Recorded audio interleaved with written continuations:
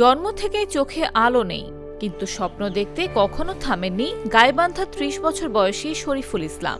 যেখানে অনেকেই প্রতিকূলতার কাছে হার মানেন, সেখানে তিনি নিজের দুই হাতের স্পর্শেই গড়ে তুলেছেন সম্ভাবনার নতুন দিগন্ত। প্লাস্টিকের ক্ষতিকর ব্যবহার কমাতে তৈরি করছেন পরিবেশ বান্ধব কাগজের কলম ও খাতা, যা আজ স্থানীয় বাজার ছাড়িয়ে বিশ্ববিদ্যালয় ক্যাম্পাসেও জায়গা করে নিয়েছে। গাইবান্ধা সদর উপজেলার উত্তর ফলিয়া গ্রামের ছোট্ট উঠানেই প্রতিদিন শুরু হয় তার কর্মযজ্ঞ। চোখে দেখতে না পেলেও নিখুঁতভাবে কাগজে কালি মুড়ে একের পর এক তৈরি করেন রঙিন কলম। প্রতিটি কলম যেন শুধু একটি পণ্য নয়, বরং তার অদম্য ইচ্ছাশক্তির প্রতীক। করোনার সময় বাবার ছোট ব্যবসা ভেঙে পড়লে সংসারের চাপ এসে পড়ে শরীফুলের কাঁধে।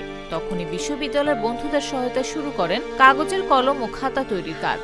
শুরুটা কঠিন ছিল, কিন্তু ধীরে ধীরে মানুষের আস্থা আর ভালোবাসাই তাকে এগিয়ে নিয়ে যায়।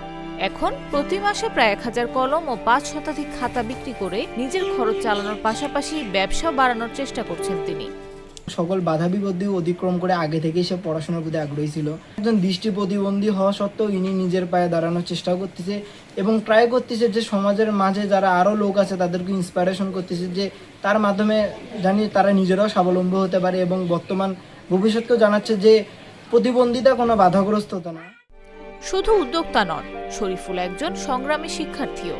দৃষ্টি প্রতিবন্ধকতাকে জয় করে চট্টগ্রাম বিশ্ববিদ্যালয় থেকে সমাজতত্ত্বে স্নাতক ও স্নাতকোত্তর সম্পন্ন করেছেন। তার বিশ্বাস, প্রতিবন্ধকতা কোনো মানুষের পরিচয় নয়, ইচ্ছা শক্তি সবচেয়ে বড় শক্তি। সকলের কাছে আমার অনুরোধ, আমাকে এই দোকানে পণ্য ক্রয় করে সহযোগিতা করবেন। আর সরকারের কাছে আমার চাওয়া, আমাকে যেন একটা সরকারি চাকরি ব্যবস্থা করা হয়।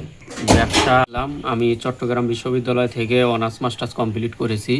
তো বর্তমানে আমি নিজে খাতা এবং কলম প্রস্তুত করে ব্যবসা করছি।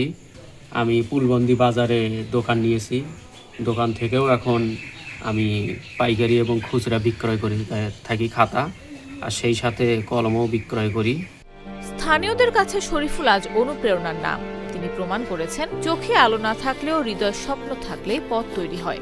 আর একটু সহায়তা পেলে তার এই ছোট্ট উদ্যোগ একদিন হয়তো দেশের পরিবেশ বান্ধব উদ্যোক্তাদের জন্য অনুকরণীয় মডেল হয়ে উঠবে। নিউজ ডেস্ক, জাগো নিউজ।